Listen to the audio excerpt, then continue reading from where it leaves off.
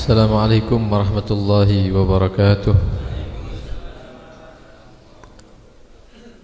Bismillah walhamdulillah wassalatu wassalamu ala rasulillah Sayyidina wa maulana Muhammad bin Abdullah wa ala alihi wa sahbihi wa man walah wa la hawla wa la quwata illa billah. Amma ba'd. Alhamdulillah, ditakdir berkumpul oleh Allah subhanahu wa ta'ala di dalam majlis at-tadhkir, majlisil mau'izah.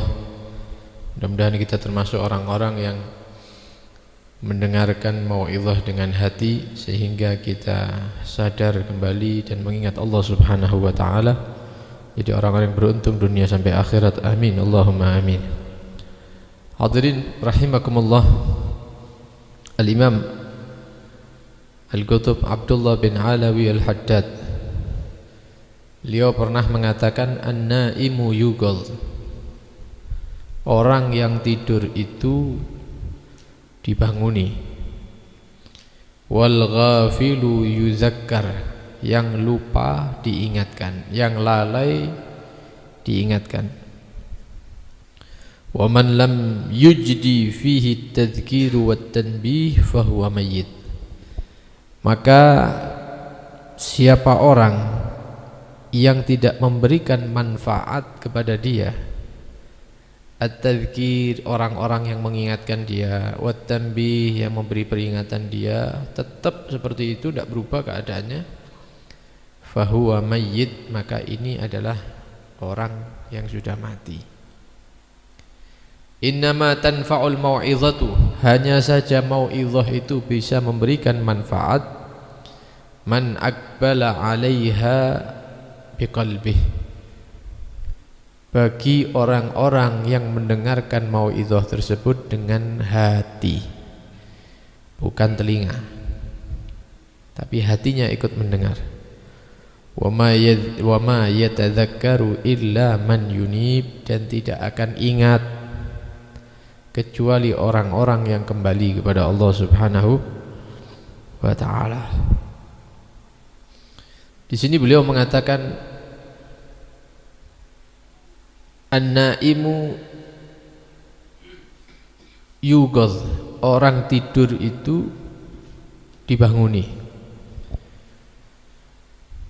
Seperti kita melihat saudara kita tidur di waktu subuh misalnya, kalau tidak dibanguni subuhnya habis waktunya, digerakkan, tangi misalnya, bangun, dibangunkan orang yang tidur untuk menjalankan tugasnya atau kewajibannya, maka yang dimaksud oleh beliau Al-Habib Abdullah Al-Haddad, orang tidur itu orang yang sudah terlena dengan dunia, orang yang jiwanya sudah terkuasai oleh syahwat. Itu diperumpamakan seperti orang yang tidur. Itu butuh seseorang yang membangunkan dia daripada tidurnya, butuh seseorang yang menyelamatkan dia supaya tidak dikuasai dengan cinta dunia, butuh seseorang untuk menyelamatkan dia daripada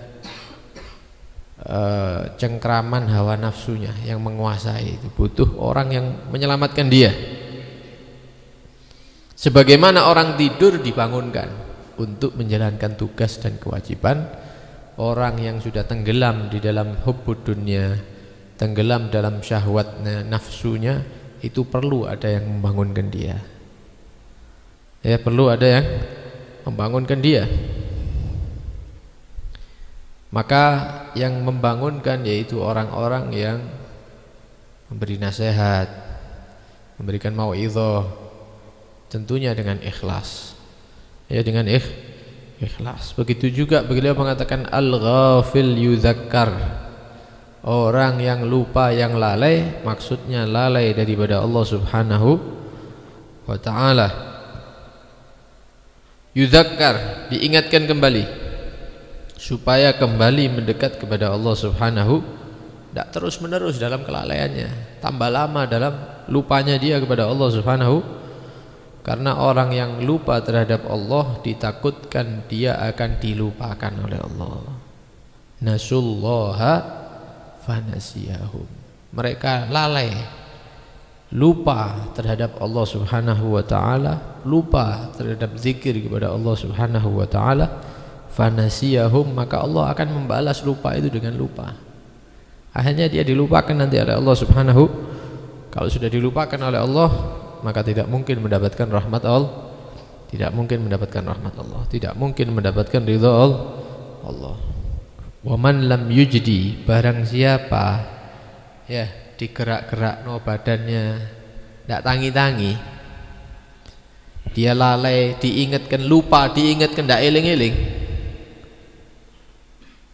cinta dunia, urusannya dunia, kemudian dia itu memenuhi syahwatnya, keinginan syahwatnya terus, dikasih mau idhoh, diomongi sama guru-guru supaya kembali kepada Allah Subhanahu wa taala, tapi tidak ada manfaatnya.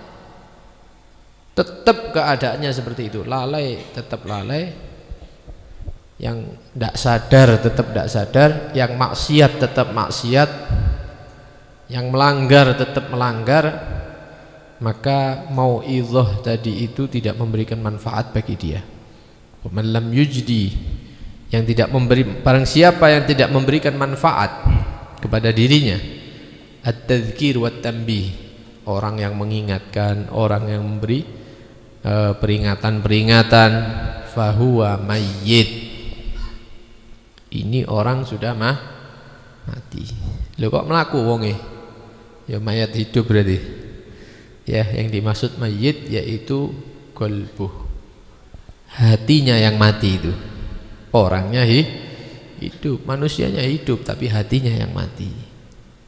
Berarti ada mayit-mayit yang jalan di atas bumi ini, di atas tanah ini, yaitu orang-orang yang terlena dengan dunia, orang-orang yang terus menuruti hawa nafsunya, orang-orang yang lalai daripada zikir kepada Allah, diingatkan, disadarkan, tidak berubah. Inilah mayit, yaitu mati hatinya. Innama tanfa'ul mau'izah man aqbala 'alaiha biqalbihi. Mau'izah itu akan memberikan manfaat bagi orang-orang yang mendengarkan dengan telinga hatinya, bukan telinga yang nempel ini, bukan. Itu hanya wasilah saja. Tapi kalau yang mendengarkan hati akan memberikan manfaat. Tapi kalau hatinya tidak mendengar, hanya telinga saja, seperti bahasa orang sekarang ya, melbu kanan metu kiri misalnya. Ya, ini pulang daripada majelis tidak memberikan perubahan. Yang berubah orang-orang yang mendengarkan mau'izah dengan hatinya dia. Wa ma yatadzakkaru, dan tidak akan mengambil pelajaran, ya, tidak akan mengambil ibrah, illa man yunib, kecuali orang-orang yang kembali kepada Allah Subhanahu wa taala. Dalam Al-Qur'an dikatakan huwallazi yurikum ayatihi wa yunazzilu lakum minas sama'i rizqa wa ma yatadzakkaru illa man yunib. Dialah Allah Subhanahu wa taala yang menampakkan kepada kalian ayat-ayatnya, tanda-tanda kebesaran, tanda-tanda wujudnya Allah. Wa yunazzilu lakum, dan menurunkan kepada kalian minas sama'i, dari langit, rizqa, rizki. Ana ta rezeki mudhun teko langit? Hah? Ora duit lugur misalnya. Ana beras 5 kilo lugur. Maksudnya Allah menurunkan hujan, dari hujan inilah orang-orang bisa menikmati rezekinya. Tumbuh padi, ya. Tumbuh tanaman ini buah itu, ini rezeki bagi manusia. Kalau seandainya tidak ada air, maka tidak akan ada kehidupan. Hewan-hewan ya bisa beranak dan terus sampai sekarang kita nikmati. Mulai zaman ini nabi biyen wis ana wedhus. Lek wedhus iku mati zaman biyen saiki wis taun wis. Ya, itu diadakan oleh Allah. Kenapa? Dihidupi oleh Allah, dikasih minum dan seterusnya. Ini cara Allah memberikan rezeki kepada makhluk. Wa ma yatadzakkaru illa man yunib, dan tidak akan mengambil pelajaran kecuali orang-orang yang kembali kepada Allah Subhanahu wa ta'ala. Jadi kita ini sering hadir majelis, inti daripada hadir majelis itu untuk memberikan perubahan kepada diri kita masing-masing sing hadir itu, yang mendengarkan. Nah, cara untuk bisa memberikan perubahan kepada diri kita, yang jelek menjadi baik, yang baik menjadi lebih baik lagi, yang belum istiqomah jadi istiqomah, yang sudah istiqomah semakin meningkat istiqomahnya. Itu caranya mendengarkan mau'izah dengan hatinya. Ya, pulang itu dibuat kado, oleh-oleh. Berarti mulai saya harus begini. Kayak urusan dunia iki keaken wisan. Harus dikurangi.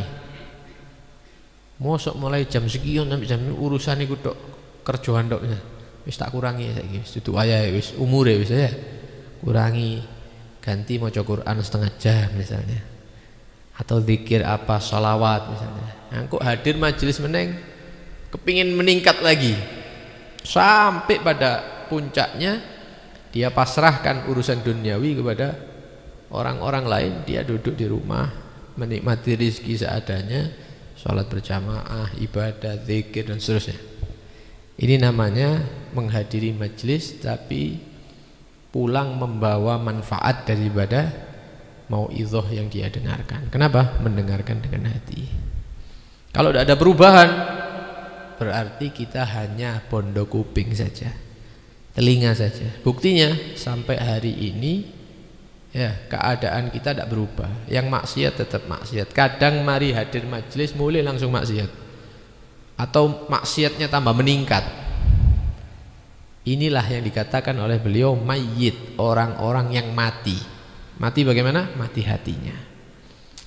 Ada seorang syekh, ada seorang guru besar ditanya oleh muridnya, wahai guru, saya ini melazimi majelis-majelis antum. Saya hadir majelis hari Kamis, saya hadir majelis hari Jumat, saya hadir majelis hari ini, hari itu.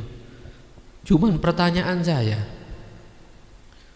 saya hadir majelis demi majelis, tapi kok maksiat yang saya lakukan ini kok tidak hilang-hilang ya? Dosa yang saya lakukan ini kok tidak hilang-hilang?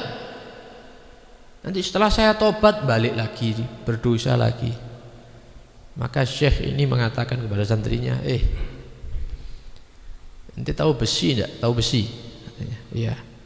Besi itu kalau karatnya sudah terlalu lama, itu mengembalikan seperti semula itu butuh waktu lama. Lah ente ini maksiat sudah berapa tahun? Mulai nom ya sampai sekarang maksiat pirang tahun nih wisan. Dilu apa suwe? Suwe kan? Kemudian ente hadir majelis sebulan, 2 bulan, setahun, 2 tahun berharap maksiatnya berhenti total. Ya udah iso, karate terlalu parah. Butuh proses. Proses.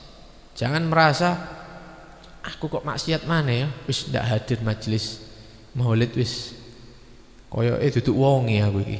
Memang ditakdir ahli maksiat. Jangan. Ya, yakin suatu saat akan berhenti itu maksiat, tapi dengan niat yang baik. Ya, bukan merencanakan maksiat, bukan. Berhenti, suatu saat terjadi itu maksiat, tobat lagi, maksiat lagi, tobat lagi, hadir majelis, mendekat kepada orang-orang baik, terus seperti itu. Karena karat yang ada dalam hati ini, ya karat yang ada pada hati kita ini karena sebab dosa itu terlalu banyak. Jadi butuh dekat dengan orang-orang baik, butuh dengan majelis-majelis ilmu yang lama kita hadiri.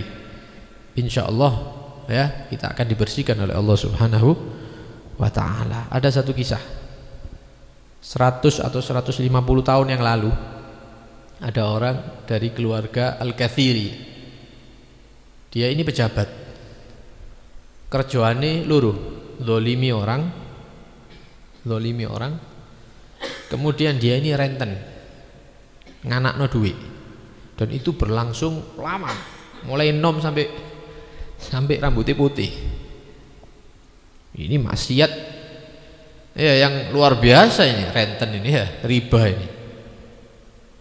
Tapi ketika Al-Kathiri ini mau meninggal dunia, tiba-tiba dia tobat. tobat kepada Allah dengan tobat yang benar.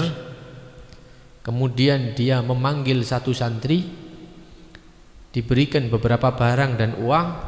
Dia berpesan, saya minta tolong ya, ini barang ini kembalikan kepada fulan, ini pernah tak ambil dari dia dengan cara zalim, karena saya punya jabatan, kembalikan, mintakan maaf. Ini uangnya fulan, kembalikan, pernah tak ambil. Ini uangnya ini punyanya ini, semuanya dikembalikan. Sebelum mati itu tobat, dikembalikan semua barang-barangnya orang yang pernah dia ambil, dan uang-uang yang pernah diambil dikembalikan semua. Akhirnya santri ini keliling, masuk rumahnya ini, itu Al-Kathiri sakit, minta maaf yang banyak kalau ada salah, ini hartanya antum dikembalikan. Alhamdulillah, alhamdulillah. Masuk ke rumah yang kedua, masuk ke rumah yang ketiga, terus sehari keliling. Besok hari kedua keliling lagi, kembalikan semua, keliling.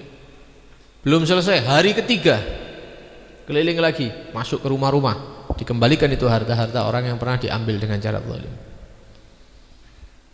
Santri ini adalah santri dari seorang wali, orang soleh. Santri daripada Al-Habib Hasan bin Saleh Al-Bahar Al-Jufri. Habib Hasan ini dengan orang-orang yang hadir itu apal. Dadi lek ana sing gak teko siji ku ero.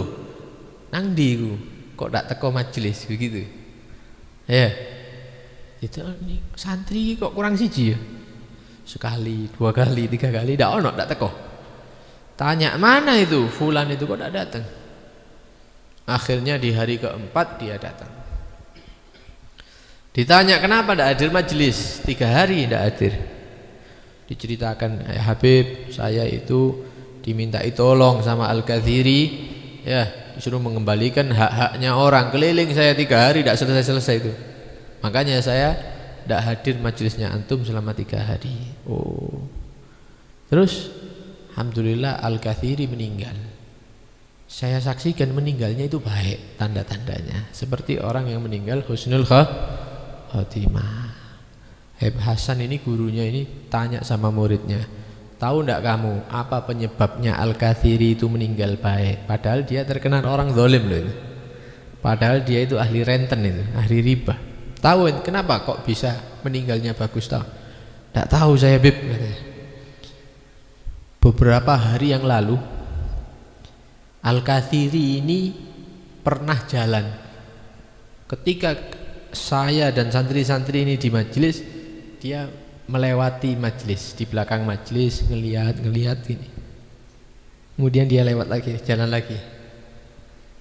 Kayak mencari orang atau ada keperluan. Ketika dia nyampe ke majelis ana, Allah sedang mengucurkan rahmatnya. Dia dapat daripada rahmat di majelis tersebut, maka dia mendapatkan rahmat dari Allah, perhatian dari Allah, kasih sayang khusus dari Allah. Maka ditakdirkan tobat oleh Allah Subhanahu.